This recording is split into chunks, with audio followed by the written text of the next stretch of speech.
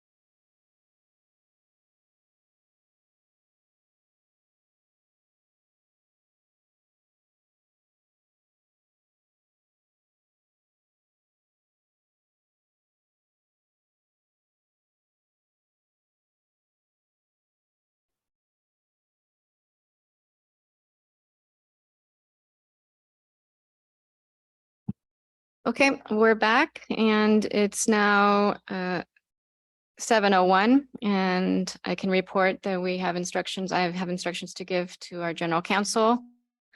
So we'll now start our regular meeting. I'd like to call the regular meeting of the KPPCSD to order and have our clerk conduct roll call. Director Duggan, Here. Vice President Goff, Here. Director Hassai. Here. Director Spath Here. and President Aquino Fight. Here. Thanks, Linnell. Well, thank you everyone for joining us during the last days of summer.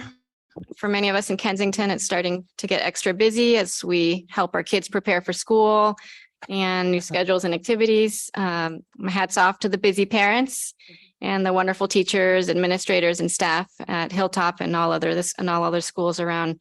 Best of luck to you as you work with the new school year. I'd like to bring everyone's attention to the week of September 18th through 22nd. We'll be having our annual major cleanup day where baby refuse takes away much larger items on your normal garbage day. This year will be different in that Bayview is taking away almost anything and everything: furniture, electronic waste, hazardous waste, medicines, and of course your normal refuse and recyclables. And Bayview will be available to help those who need help in moving heavy items to their curbs ahead of your garbage day. More information will be found on our website, or already some is available on the KPPCSD website and the Bayview website. And flyers will be sent to all residences in Kensington with more details. We'll also have more information in the Outlook, thanks to our partners at the Outlook. We want to thank our partners at Bayview for their hard work and making this expanded cleanup possible. It's been a quiet month in the district for many of us, more vacations. Many of our counterparts at other entities or organizations were on summer schedules. We expect much more movement in a lot of the areas that we've been prioritizing over the next couple of months as schedules get back to normal. So this may be a short meeting. But before we turn to public comment, I'd like to turn the mic over to our auditors who would like to get to their families, and I'm sure they don't want to wait for the rest of our meeting. So I'm going to allow them to give their presentation if that's all right with the rest of the board, and moving up item 12. David. I'll introduce Paul Kmart with Nigro and let him take it away. Keep in mind, this is the fiscal year that ended in 2022 that we're having the presentation on. Paul, thank you for joining us. Good evening, everyone. How are you doing? Can you hear me? All right. If I may share my screen here so everybody can see to follow along through the presentation. Oh, disabled screen sharing, if I may be able to do that.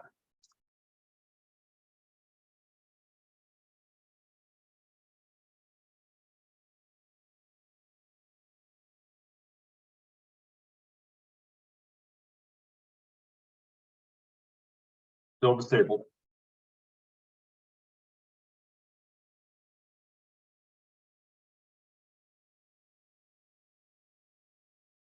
Nope.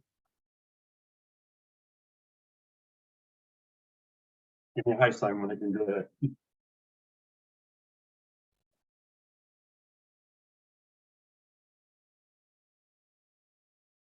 Paul, you might try, taking off your video in order to show, well, I have to share your screen. That won't work.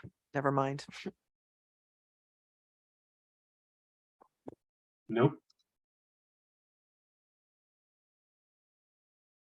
No, the host would have to promote me to a presenter.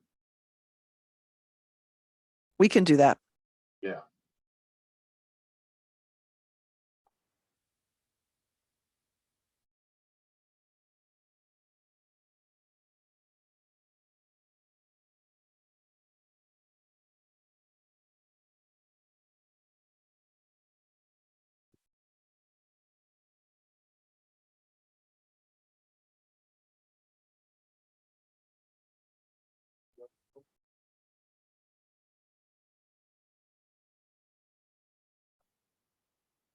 Paul, can you share now?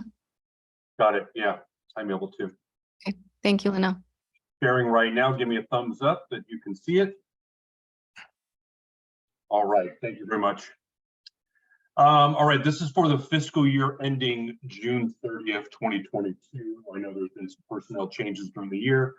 We waited as long as we could. Hopefully we finally got the information and we turned it around as soon as we received the information from the accounting department that was preparing this, that we were able to turn this around to the audit. So David can attest, we got this back to you as soon as possible after we did all our field work and everything, after receiving the information for June 30th, 2020. Oh, we're having trouble.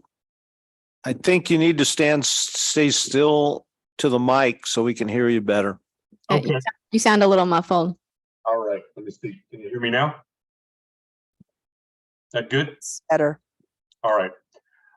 We wanted to make sure that we received the information on time, and we're here to present to you the financial statements for June 30th, 2022. So we're going back in time a little bit to talk about this.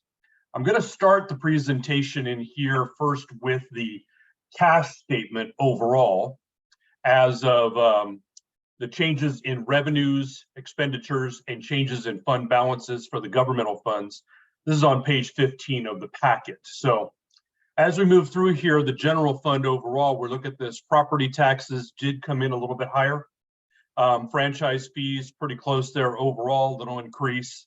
The public safety, that came in right on schedule there. Measure G, public safety, same as that, came in right on time. And some recreation assessment, those all came in here. So charges for services, a little bit better. Operating grants and contributions for the organization for park and other things. Capital grants for capital aspects. Investment earnings, if we remember, this is June 30th, 2022. The amount of money that you're holding, we're holding it in the pool at LAIF, I believe, with the state. Interest rates are rising at that point in time. You know, remember last summer, June 30th, 2022, we started seeing rates go up, skyrocketing, 3.5, 4%, moving up that way. Well, the pool that you were invested in at that point in time, they were holding 1% paper. They couldn't become liquid fast enough to buy the higher interest rates. So the market was here, your pool was here. If they had to sell the pool, which they didn't do, they're holding, if they had to sell the pool, they would take a loss. So the fair market value difference between those two puts you in a negative aspect there. That's the only reason for that, the negative aspect. We have to present fair value financial statements at a 1 day in time if something were to happen the next day. So remember, it's a 1 day snapshot. The market's fine, things are moving forward. But at this day in time, if they would have liquidated the LAIF portfolio, somebody would have been holding the bag there at the end. It wouldn't be the state, it would have been everybody. So that's why we have to do that. So other than that, other revenue, show the increase there. Total revenues 3.9 versus 3.6. So we saw nice increases overall during the year. As we move down here in expenditures, salaries and wages, 1.4 versus 1.5. Change in personnel and certain other things with the employee benefits, especially the contributions to CalPERS. This is cash out. So this is total cash going to pay for different things. We see it at 461 versus 708 the prior year, which was spent for benefits. Okay, so good savings there, but some increase in costs here for materials and services overall. Capital outlay, we bought a couple new fixed assets there. Principal payments on your debt service, 189,703 principal interest payments. So total expenditures on a cash out basis, 336,002. Okay, so we're seeing that coming down a little bit from some savings in a couple places, but mainly employee benefits between the two periods there. So excess of revenues over expenditures, positive 592,295. There were no transfers, no debt principal issued during the period of there. So the change in fund balance was a positive, almost 600,000 into reserves for cash. Okay. This is on a cash basis. So that's a very, very good year they're adding to your reserves overall. If we come back here, what was left over on a cash basis, Cash and cash equivalents, you can see the change from 2 million to 2.6 million right there. There's that change. There's that addition of that reserve going to the bottom line. Some interest receivable at the end of the year, accounts receivable, turning that into cash, property tax receivable, other receivables, numbers that will be turned into cash pretty immediately. And we had some prepaid items there at the end of the year. So 3 million overall in assets, cash basis, pay some bills, 186,577 at the end of the year, which we accrued, giving us total fund balance here, showing your fund balance unassigned, taking away from the committed from 1 million to 2.5 million there and unassigned to move on to different projects overall. Okay, so very good year there where the numbers rest. When we come back here to the front of the statements, okay, this is full accrual. This has the non-cash items of depreciation, other non-cash accruals that are in there. When we look at the statement of activities here, we start with expenditures to see how we did. Salaries and wages, a little bit different there, but the employee benefits, this huge credit here overall for employee benefits. That's the big number there. If we, now remember, this is CalPERS. The most of this benefit was from CalPERS, and what had happened was it's 1 year behind, okay? So this is actual reporting from June 30th, 2021 numbers, because the numbers weren't in for 2022 when we did the audit. They haven't done it yet because it takes a year to audit that information. This next year for 23, we're reporting on 2022. So because of that. Also, could you repeat that last sentence? You got muffled again. Sorry. This is CalPERS, so this is 2021. Their audited numbers for 2021 being reported for June 30th, 2022. Okay. CalPERS during the end at June 30th, 2021 had a 25% investment return on their pool. Huge, 25%. A lot of that, and of course that was unrealized gains, all right, on the investments out there. They hadn't sold it, but they're holding stuff worth that amount. And what happened? They had to spread those gains across all the customers of CalPERS, all the member agencies. So you actually received a huge credit by spreading all that to CalPERS, which was great, okay? Problem is June 30th, 2022, the next year, CalPERS had a 25% loss. So it's this little roller coaster, okay? So we're gonna see this credit here and the full accrual with, changing of liabilities, then it's gonna go back the other way the next fiscal year, so unfortunately. But what this does, this inverse here, when we come to the balance sheet here, you see you had your pension, you added the pension obligation bonds, that taking effect with the aspect of the return from CalPERS puts you up here into a net pension asset of $2.3 million because of the change that happened during that occurrence. You had a $16,000 net asset the year before. Then when everything factors in from that change after your payoff. Paul, sorry, can you say what page you're on at this point? Because I thought I was tracking you. Now I've lost it. Sorry, page 11. Sorry, I went by page 11. So we went from page 12. Okay, sorry. Page 12, that huge credit. Coming up here to page 11, we have this position here, net pension asset. You went from 16 million to 2.3 million in the net pension asset because CalPERS had to spread that 25% gain on top of your pension obligation bonds. So everything that you've done for the district, you hit the right timing when you did that. You did the pension obligation bonds with low interest rates when we had low interest rates. Now we have high interest rates. You can't do that now. At the same time, CalPERS made 25% on their investment pool. You're in the positive here, okay?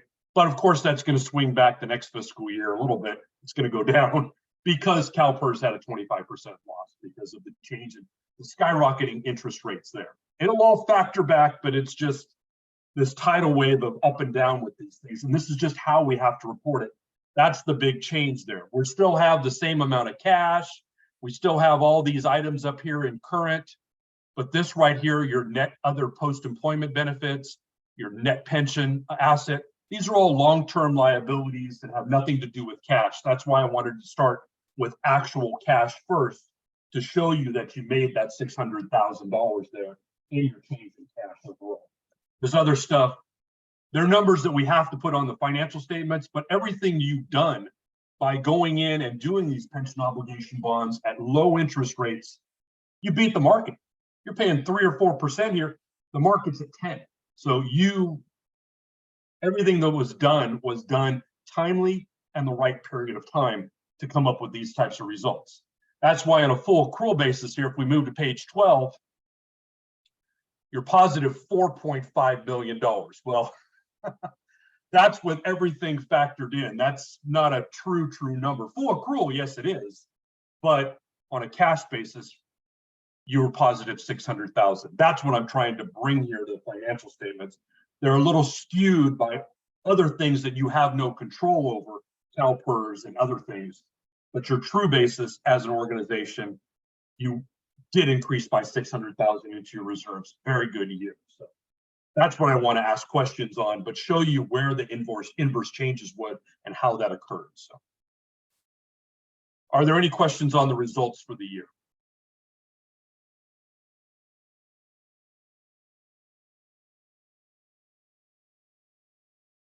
All right, hopefully I told the story correctly, you understood it of how things change. But yeah, the biggest factor here for the district, let's go from here, 2 million to 2.6 in cash.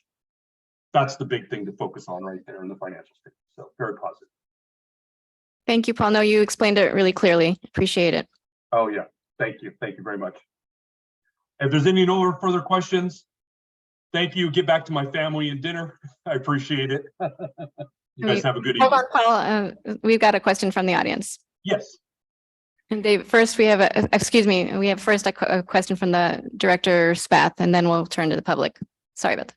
Yeah, Director couple quick questions on the fund balance issue, and this has been raised by others. We have an unassigned of 2.59. Some have asked why the franchise fees are not an assigned category. That is the franchise fees from Bayview. The continuation of the Bayview franchise fees. Let me see here. That's in one of your notes, I think. Yeah.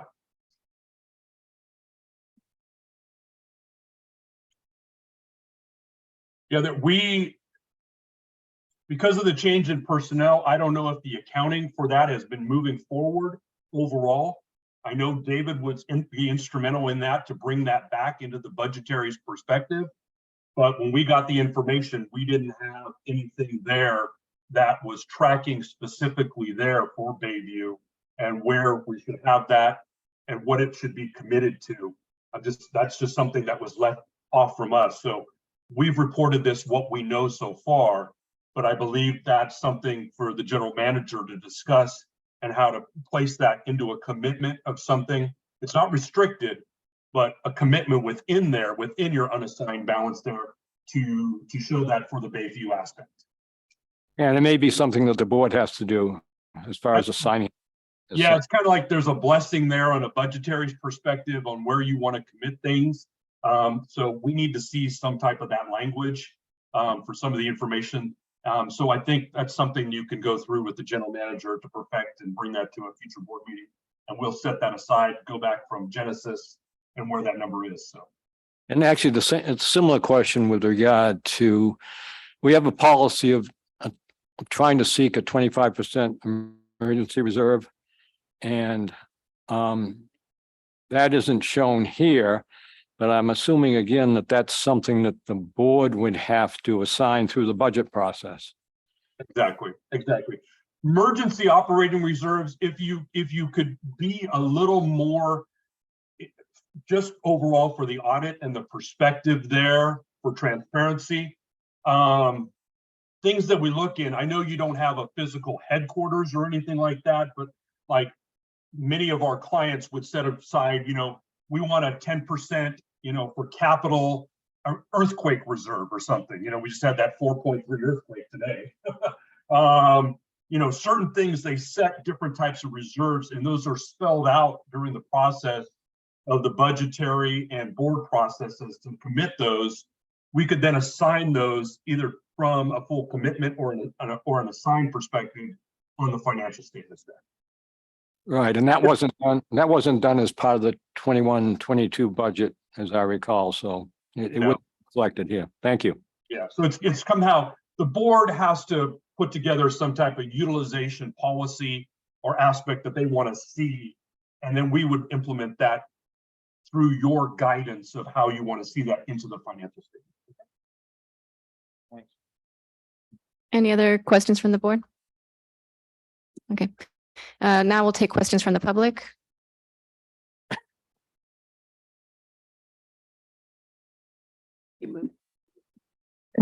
A Stevens Delk. Sorry, I don't have a prepared statement. And I think, David, you just brought up the issues that a mutual resident of Kensington was concerned about, mostly the Bayview franchise fee. Should that be considered restrictive?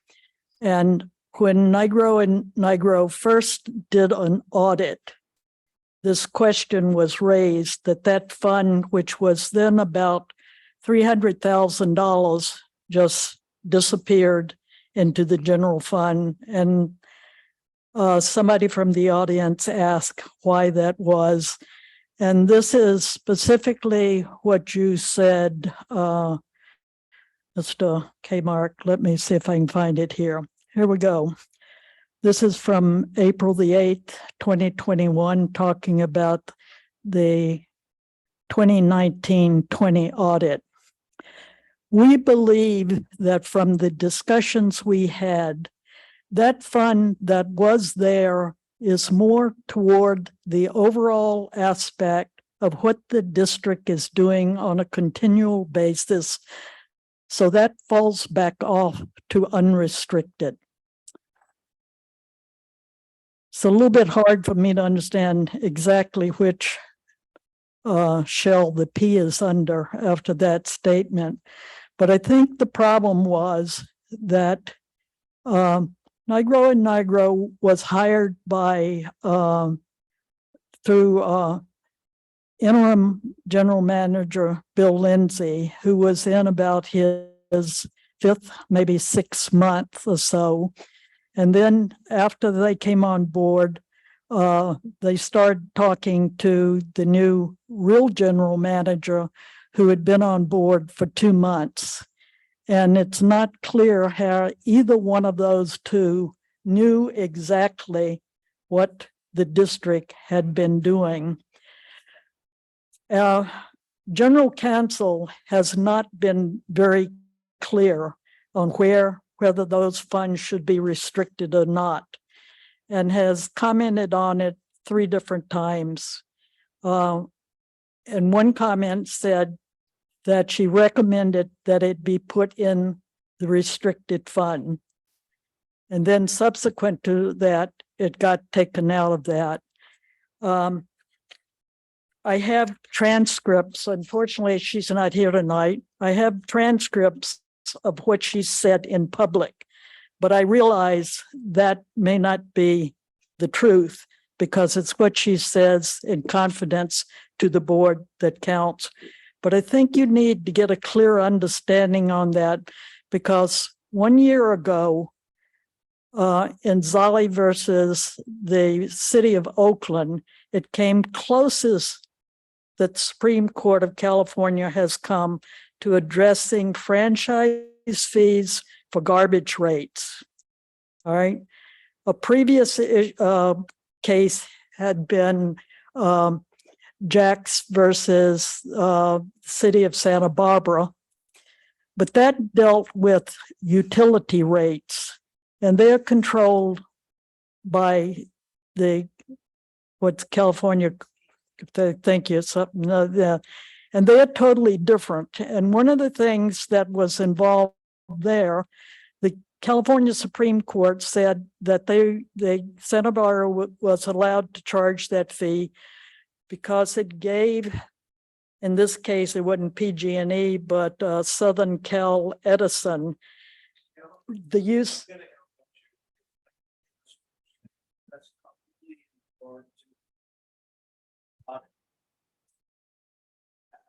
All right, You're bringing up a specific issue of our solid waste, which has nothing to do in regard to the fiscal year 2022 audit.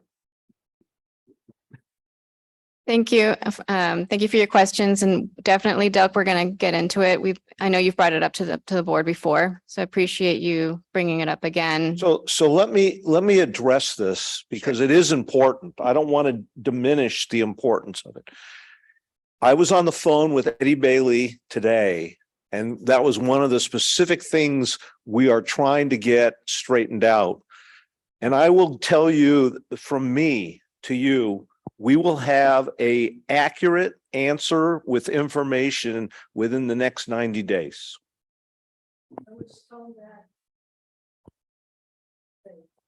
I wasn't here, so I'm just telling you what I'm saying. I would say from the board's perspective, this has been an issue that's been flying around for a few years.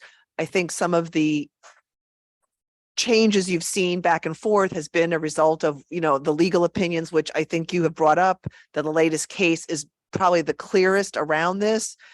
So I don't think it's where no one's trying to, hide the pea under a shell. It's just different interpretations of what is permissible or best for the district. And I appreciate the fact that David is going to, try to run it down at this point. And I just, I know it's been going on for a while, but it's been various conflicting opinions over what is permissible. Director Spath, and then we should move on. I think really with regard to the audit, the issue is whether the franchise fees by board action have been defined as being restricted. And that has not been done yet. And so that's why it doesn't show up in the audit. And also, if I may make a point to that as well, just our opinion. When we talk about restricted funds, the board has the ability to make commitments and assignments, okay? Restricted funds comes from legally restricted funds on the outside. I'm giving you a grant for $10,000. You must legally spend that $10,000 on buying this. That's legal. If you haven't spent the $10,000 on this from something outside, then that still remains restricted funds because you must use those funds in that total purpose. Franchise fees, from our opinion, is a franchise fee. It's like a tax. It's like a property tax. It's for the good of the organization. Just saying, letting you know from our perspective from accounting, I haven't seen a legal restriction on the use of franchise fees. From our opinion, that's why we don't hang them where we do. If you want to make a commitment for those, that we're receiving this, we want to spend them a certain way, the board must take action for commitments and assignments. Thank you. And that's my point, that right now they go into the general fund. If the board wants to restrict them for a certain use, we can do that. That has not been done so far. Yeah, thank you, Director Spath, for making that clear. And I would like to propose that we move this issue to a future meeting. Sounds like in 90 days. We have a lot of questions and there's a lot of details to sort out, but I want to make clear to the public that we as a board and our interim general manager are committed to getting this sorted out. I just wanted to clarify, when David said that he's been talking to ID Bailey is the accounting firm that are now handling our financials. There's been quite a change in how our financials have been handled and an improvement. And, I'm sure this will be addressed. So, yeah, let's talk again in 3 to 4 months. All right, thanks, everyone. Anything else? Any other comments? We need a motion to receive and file and accept the fiscal year 2022 audit. I move to receive and file the the audit for fiscal year 2022. All in favor? Aye. Aye. Aye. The motion passes 5-0. Thank you, Paul. Thank you. I want to make sure that I have the host back to you, Alexandra, that if I do leave, I don't move everybody out. If you want to exit me, that would be great. Linnell should be the host.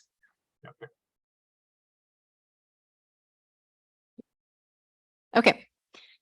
All right. Thanks everyone for letting us move that ahead in the agenda. We are going to now turn to public comment on today's agenda.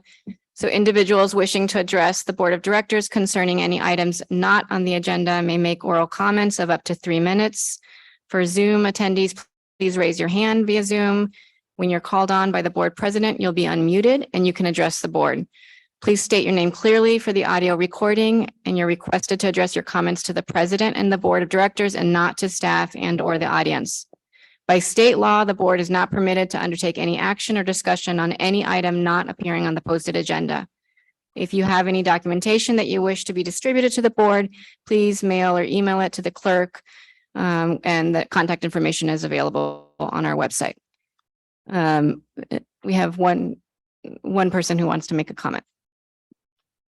We are receiving information.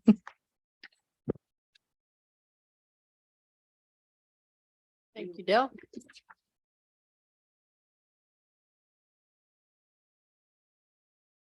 Hey, Stephen Stilk.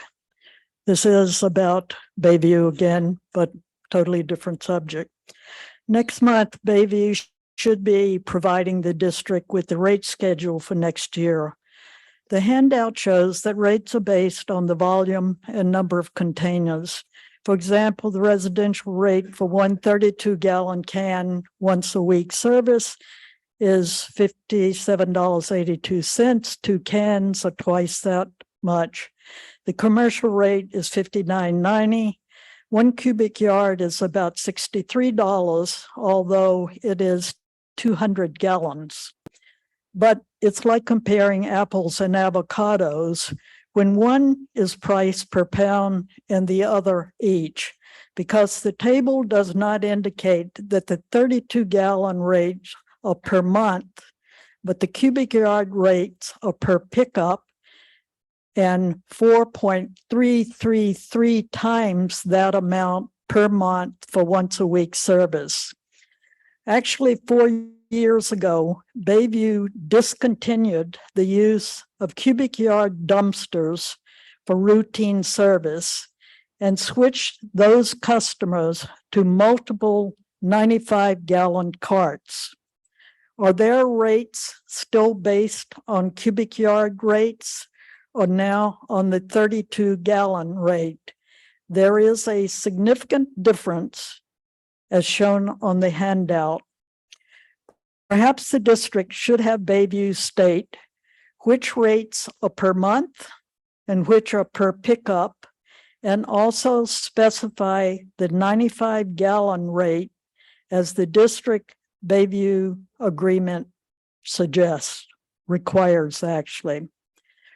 Former temporary GM Rick Benson said it best, quote, "Although I believe the contractor and I have a clear understanding, unless it is reflected in the written documents, it can lead to problems, confusion later down the road." Thank you. Thank you. Any other comments from the public?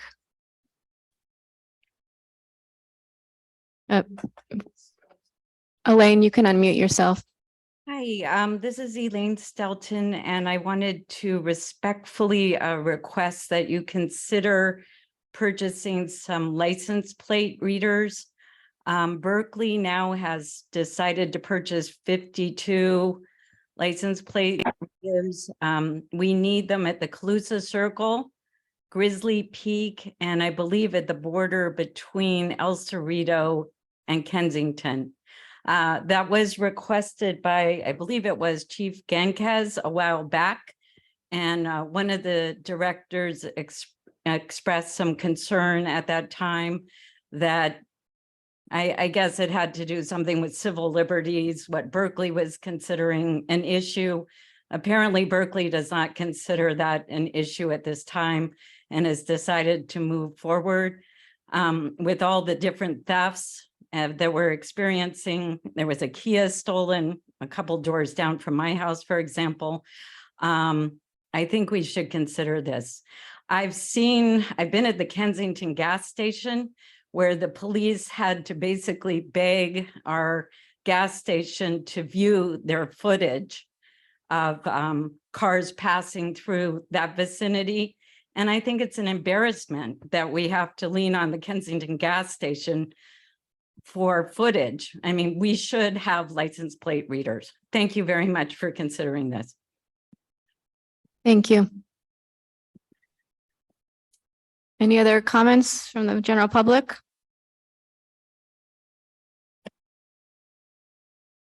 I see no comments, so we can move forward. So let's turn to our consent calendar. All matters on our consent calendar are considered routine and are approved by one motion and vote unless a board member or the general manager requests an item be removed for separate discussion and action. This month's consent calendar includes minutes for the special regular meetings of July 13th, 2023, receiving and filing the financial reports and ratifying the July 2023 bills that were paid. Does any director or does our GM wish to pull any of these items for further discussion?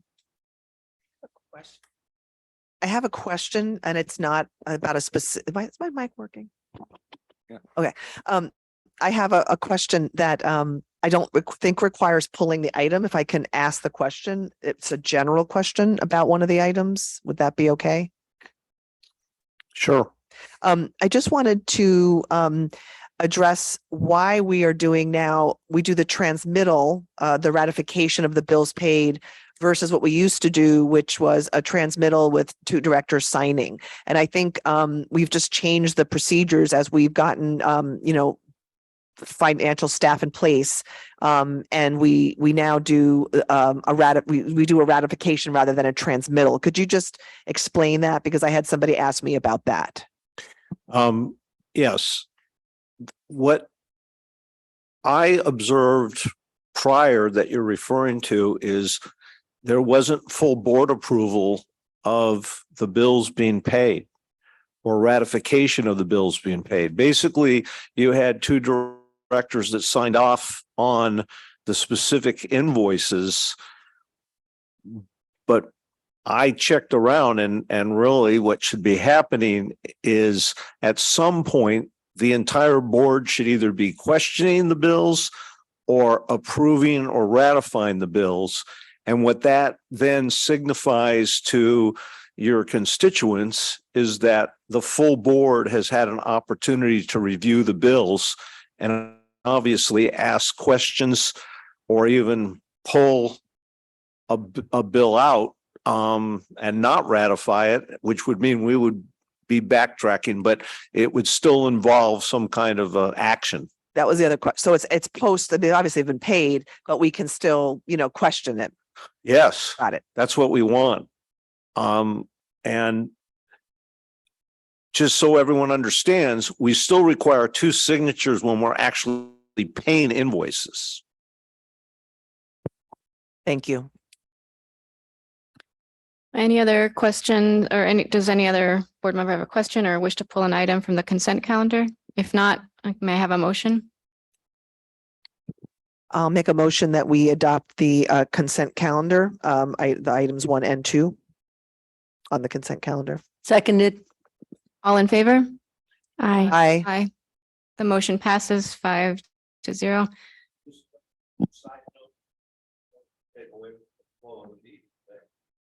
You'll notice that there are financials that are starting to show up now. Still, we've got audit that's done. We'll start working on the next audit. We'll have that in a timely manner. And I expect now to start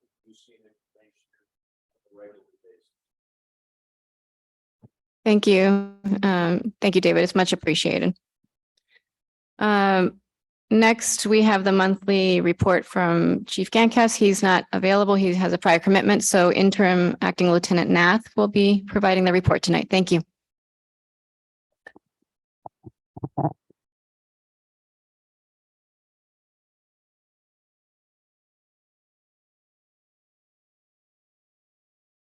Okay, it's working. Just making sure it's working. Yeah. Okay. Good evening, President Aquino Fike, board members, GM Miranda, members of the public here, as well as those it looks like that are visiting us via Zoom. The chief's report is in. I'm more than welcome to answer any of your questions you guys may have in regards to the report. And then I only have 3 updates in regards to the police department for you guys. Director Duggan? I had a quick question. I noticed Officer Farley is still at the station. Is she continuing her employment with us? I thought she was leaving. I'm not under that impression, but yes, Officer Farley is still continuing to patrol our streets. Which is great, and great to have a female, police officer on board. Any other questions from the board? I have no questions. Thank you. Is there any public questions or anything? Any questions from the public? Oh. And there's no hands, so. The 3 items are: 1, National Night Out was a huge success. I've been here since 2017. I've never seen as much of a huge turnout as it was. We had a blast. So thank you to the public for allowing us to come and spend some time with you guys. We enjoyed the food, the drinks, the conversations were awesome. Outside of that, it was a huge success. We also are in, I believe it's going to be next weekend on the 19th and the 20th. The POA will be assisting the Boy Scouts with the refinishing of the benches and the poles. We are extremely excited about that as well. And lastly, I'm happy to announce with Chief Gankas was able to provide a conditional offer of employment to another employee. We expect that employee to hopefully start in the next 3 to 4 weeks or so. Congratulations. Just a quick question regarding the refurbishment. When you mentioned poles, which poles are you talking I about? believe it's the flagpole. Flagpole, correct? got it. Thank you.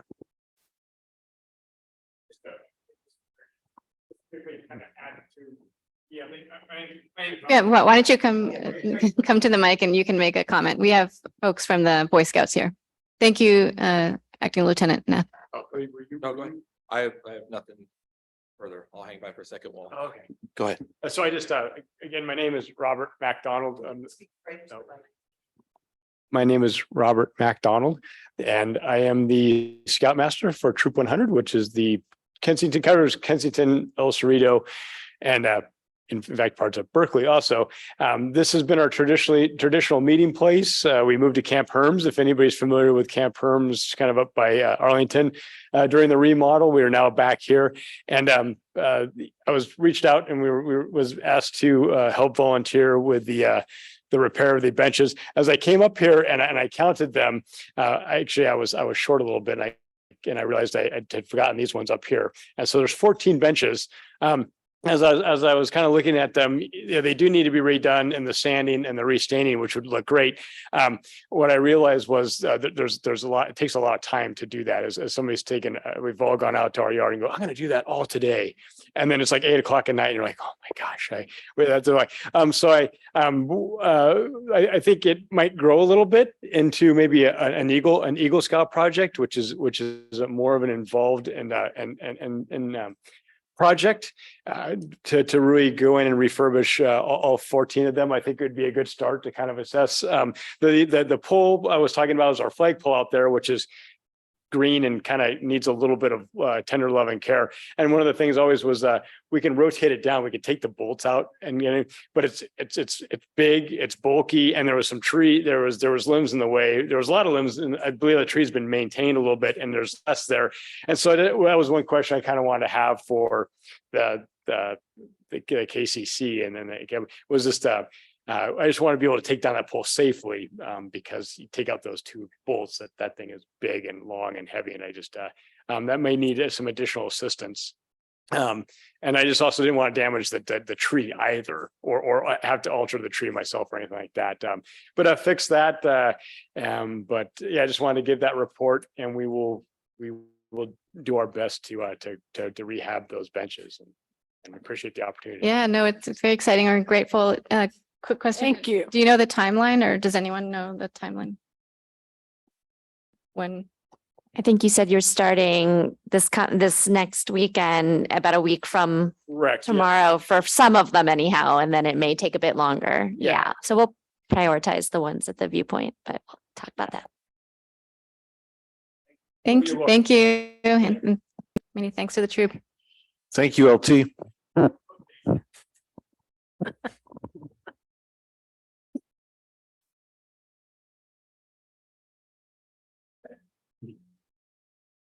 Next, we're going to have the general manager's monthly report. Yep. I'll be happy to answer any questions. Any questions from the board?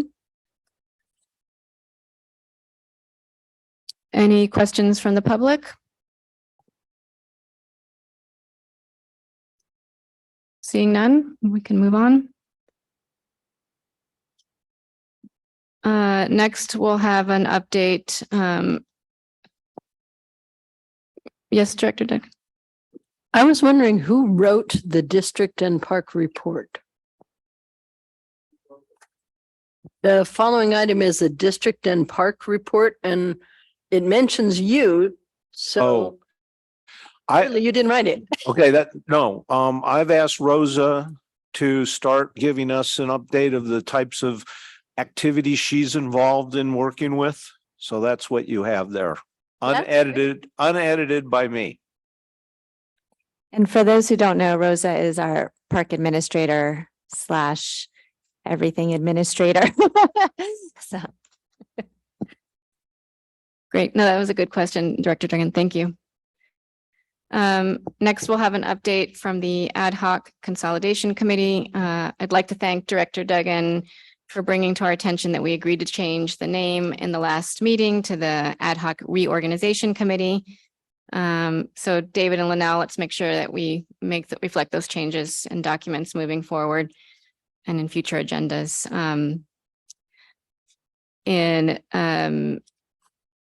Excuse me, I have no update on from this committee for this month. Many of us were on vacation, so there is no verbal update for this month.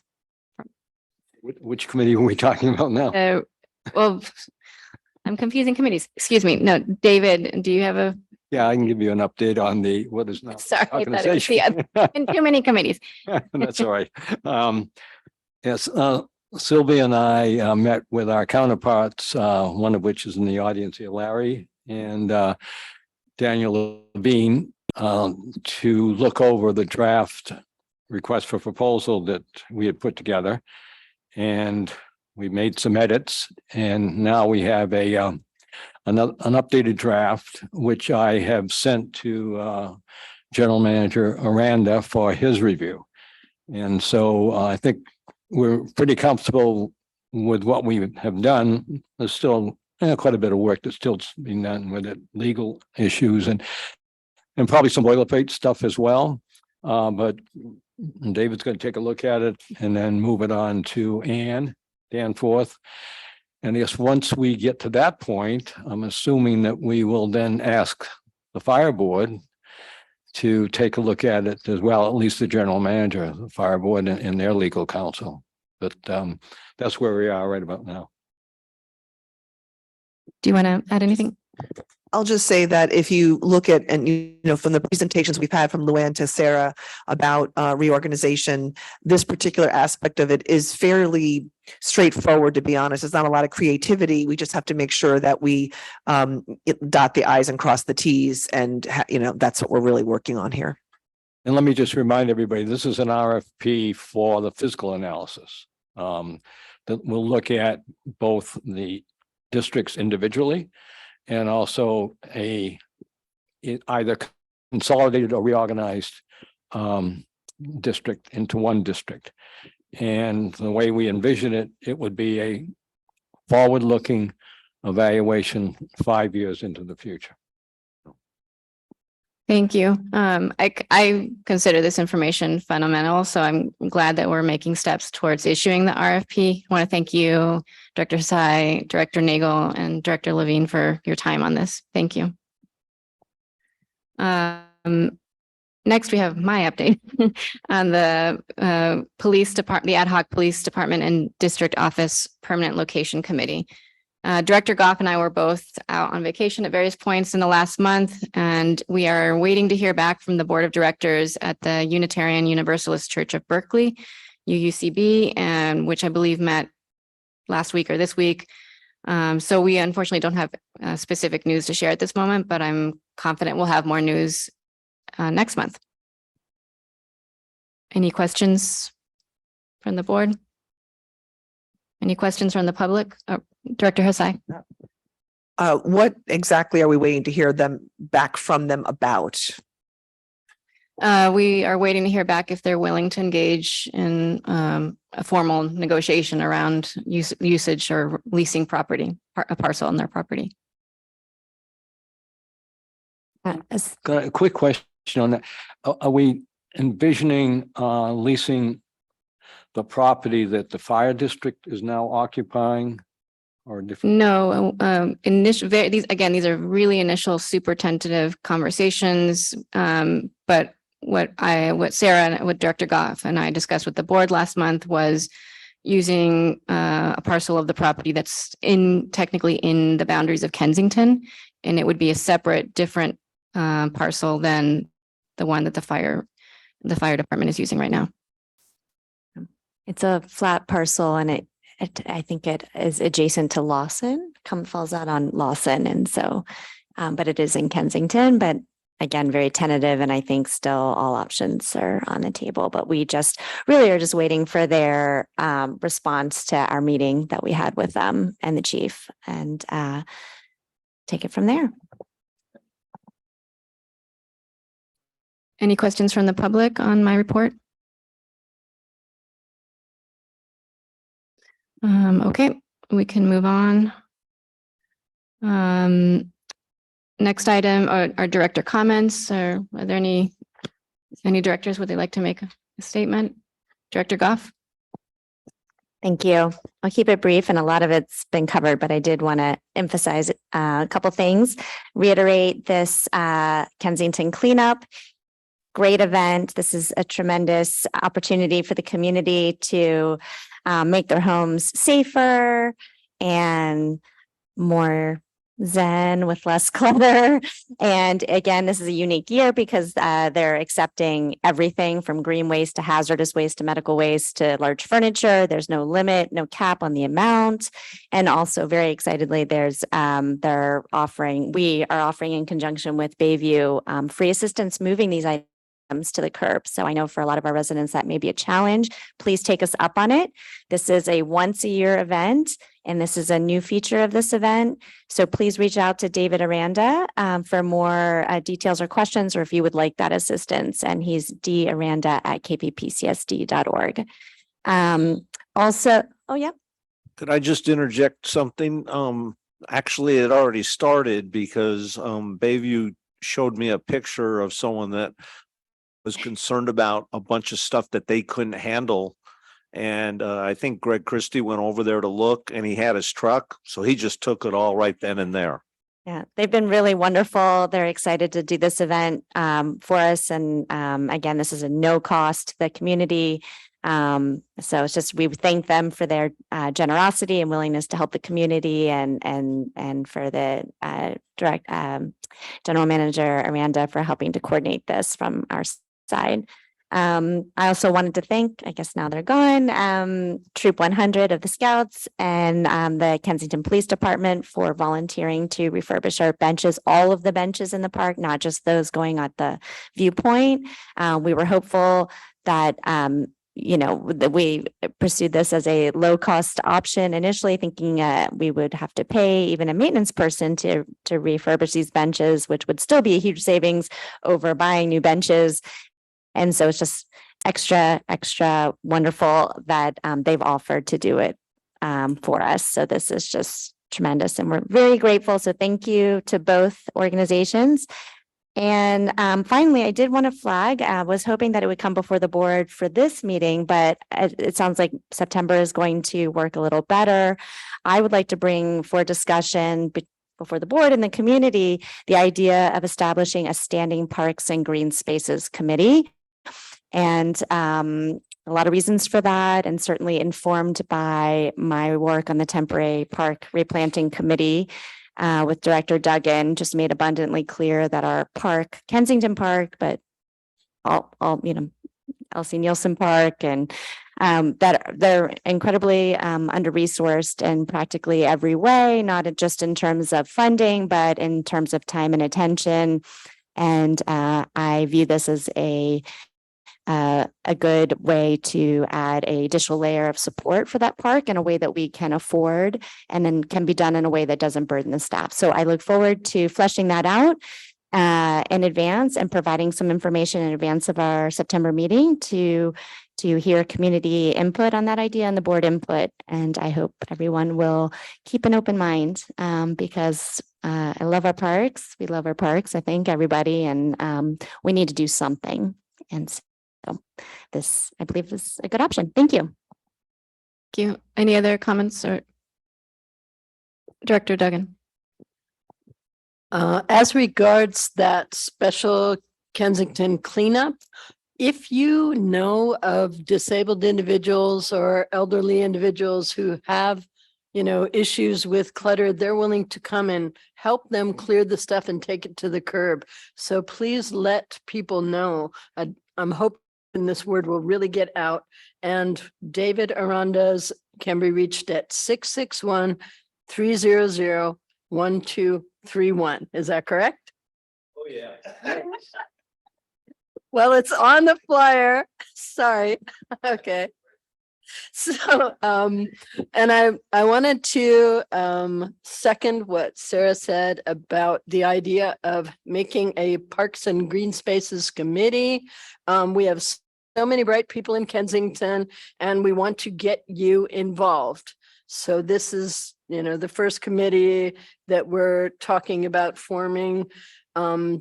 And it might have 5 members, including 1 board member. I am willing to be that board member. We've had discussion. We'll open that up on the agenda next time.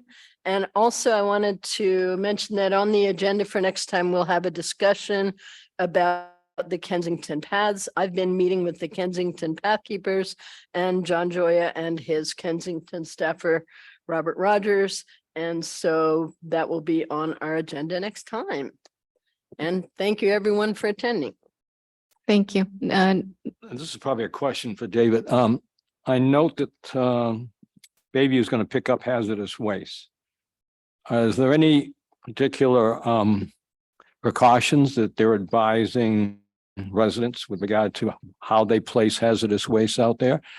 I would hope that there would be some direction there. You may know that when you put a lot of these things out there, there are a lot of scavengers coming by, and I would hope that they wouldn't get involved in scavenging hazardous waste as well. And some hazardous waste are probably simple, like paint, but other of them could be actually very dangerous to handle. So I think it would be certainly useful if Bayview gave some direction as to how they want these hazardous waste placed. I thought I heard Mr. Christie say something about that, but I will get a hold of him and confirm that. But they will be mailing something also. is my understanding. They'll be putting something on your trash lid. Yeah. Yeah. Okay, so hopefully we can get more instructions from them on that. Dr. Hazai. I would like to request and ask if Mr. Aranda agrees that the appropriate number to give out to the public at this time is his work number. I know he's very accessible, but we haven't asked permission to literally publish his cell phone number. I put it on the flyer myself. Okay, thank you. That's all I want to make sure. Thank you, David. Now we know how to contact you in many ways. Well, we're going to test out how I made a mistake one time of doing that for on-call where I worked before. and I was getting calls at 2 o'clock in the morning from people that were drunk. So Oh, no. someone asking for a taxi cab ride. So hopefully this will be a little calmer. Okay. Any other statements from directors? Let me just say that I should have done it when Sergeant Nat was here, but I really appreciate their attendance at the National Night Out. I was on the Purdue one and they all came by and we had an excellent conversation with them. So they should be applauded for the National Night Out and the police attending that. I'm sorry, I wasn't quite articulate in that. But anyways, yeah, I was very much appreciative of their attendance there. Director Hussey. I just want to add my kudos for the Bayview cleanup and to also thank GM Miranda for speaking with them about that. And just, it's a great thing for the community. Agreed. Could I thought the acting lieutenant was going to mention it, but the plan also by the police department is to be out in force when school starts.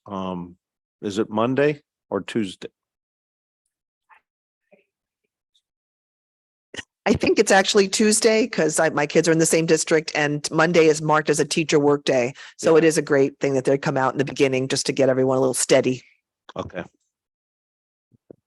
Thanks for that information. So next we're moving to discussing and hopefully approving the receiving and filing the 2022 fiscal year audit. I think we already did that motion, actually. Yeah, excuse me. Then now we have a discussion and adoption of resolution number 2023-03. This is a revised resolution. A resolution of the Board of Directors of the Kensington Police Protection and Community Services District authorizing appointment of the general manager as treasurer and authorizing transfer of treasurer authority from Contra Costa County to the Board of Directors of the Kensington Police Protection and Community Services District. David, why don't you give us some background? This is a resolution that we voted on prior and is coming back. Yeah, as I said in my ASI, but to reiterate, the resolution the board approved initially was a sample resolution of doing this from another county. And apparently Contra Costa didn't agree with the information that was in that resolution. So I asked the county for a sample resolution from someone from Contra Costa. She gave it to me, still with the caveat that it may not be approved. But I feel 99% that we'll get it approved, and then we'll keep moving forward on our financial movement of money into our own accounts. I do want to highlight to the board that we did a cash flow study, but the significant difference in the way this is going to work is when we separate from the county, we're going to get quarterly checks from them, as opposed to us being able to draw off of our accounts as we've done currently and prior. And that's the reason why I was concerned. And I asked Eddie Bailey to do a cash flow, because I don't want to come back and say it's November and we don't have any money right now. It's coming in December, but they felt comfortable about our cash flow. Director Hussey. I just want to point out a correction that needs to be made in the resolution. There's a typo under item, let's see, I'd say fourth paragraph, whereas the KPPCSD's Board of Directors, it's a quotation mark instead of a apostrophe, that's all. It's the 1, 2, 3, 4th paragraph.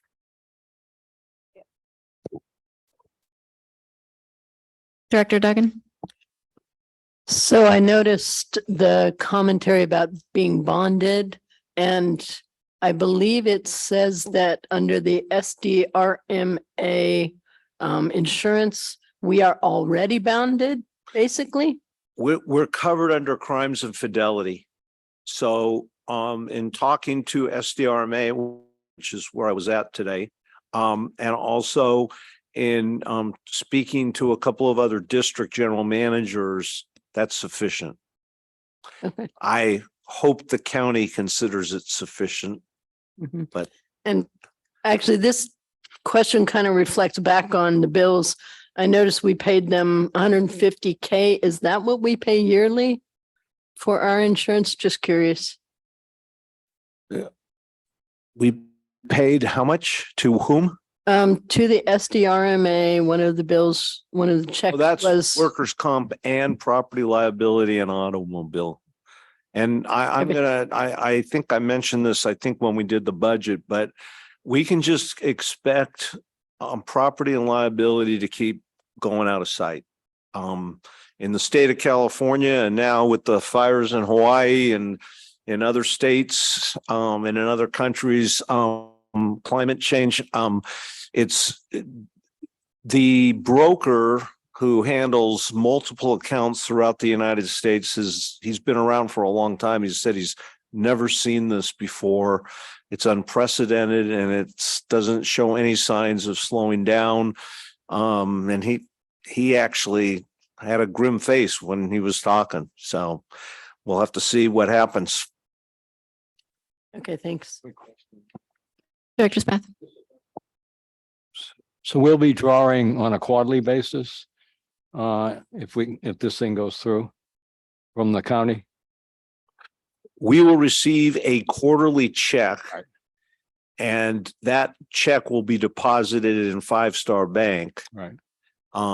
Is that what you're asking? Yeah, as opposed to what's the situation now? Do we draw more frequently? Well, the situation, I'm going to put it this way. The situation when I arrived was you wrote checks. They went after the proper sign-offs here, they went to the county. Okay. And money sat in various accounts and you're drawing off those accounts. In my opinion, I can't even grasp how you can, to me, that's like saying you can draw off your checking account and savings account whenever you want. And by the way, check every so often to see how much money you have. Okay. So I think my personal opinion is we're going to be more accountable. Right. And have to be more cash flow knowledgeable. Right. In the way we do our operations. Okay, thanks. Any other questions or comments on the resolution? If not, may I hear a motion? I move that we adopt resolution number 2023-03 revised, a resolution of the Board of Directors of the Kensington Police Protection and Community Services District, authorizing appointment of the general manager as treasurer and authorizing transfer of treasurer authority from Contra Costa County to the Board of Directors of the Kensington Police Protection and Community Services District. Second. All in favor? Aye. The motion passes 5-0. I just want to say thank you to General Manager Aranda. This is something the board has been inquiring about, trying to make happen for quite a number of years. And I think too many people just got intimidated by the county. I don't think David did. Well, thank you. And it's been an interesting experience with Contra Costa. Yeah. All right. Thank you again to everyone, especially our general manager, David Aranda. And the next regular meeting is scheduled for September 14th, 2023. And good night. It is now 8:10. I just want to remind the board that they've committed to that September 17th presentation by Guest Kensington. And there will not be staff or Zoom available. It has to be, it will still be posted and it will still be open to the public, but it's really specific for our board. And it's regarding, Indigenous people and Shumi and such issues.